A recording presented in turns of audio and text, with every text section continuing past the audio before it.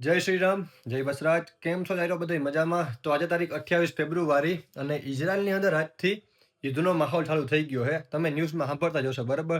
એટલે મારે જ હજી કહેવાની જરૂર નથી. કારણ કે ઈઝરાયલવાળાઓને જ આજે શાંતિ સહન નથી થતી એટલે સવારના પોરમાં ઈરાનમાં હુમલો કર્યો અને ઈરાનમાં હુમલો કર્યો હોય તો દેખીતી વાત છે કે ભાઈ ઈરાનવાળા પાછા ઈઝરાયલમાં હુમલો કરવાનો જ છે. પણ અહીંયા કંઈક એવું થયું છે કે ઈરાનવાળા હવે આજે ખાલી ઈઝરાયલ ઉપર હુમલો નહીં પણ માનો ને કે 8 કે 9 કન્ટ્રીમાં હુમલો કર્યો, બરાબર?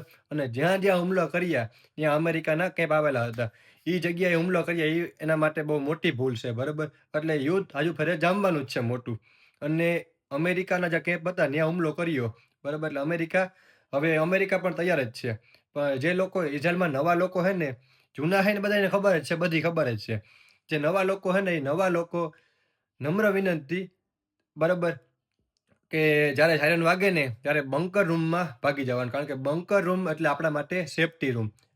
ગમે એ મિસાઇલ પડે આપણા માટે સેફ્ટી જગ્યા છે. એટલે દોડી અને બંકર રૂમમાં ભાગી જવાનું, બરાબર?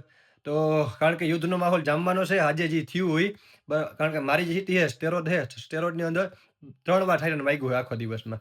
જે મોટી સિટી છે, માનો ને કે તેલ અવીવ છે કે જેરુસલેમ છે કે નતાન્યા છે કે પછી પેથેટિકવા છે કે અશદોદ છે કે એ બધી મોટી મેન સિટી છે ત્યાં મને કોલ આવ્યા ને એ મુજબથી 8 કે 9 વાર સાયરન વાગ્યું, 9 કે 10 વાર, બરાબર?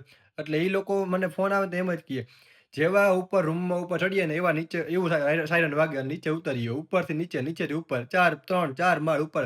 એમાં અમુકને જે કેરગીવરમાં છે કે અને તો એનો ડોહો છે તો એ પણ ધ્યાન રાખવું પડે, બરાબર? તો બહુ મુશ્કેલીનો સમય છે અત્યારે. હવે ખબર નહીં યુદ્ધ કેટલાક ટાઈમ ચાલુ રહે, કેટલાક ટાઈમ ટૂંકમાં ક્યારે બંધ થાય, ક્યારે નહીં હવે.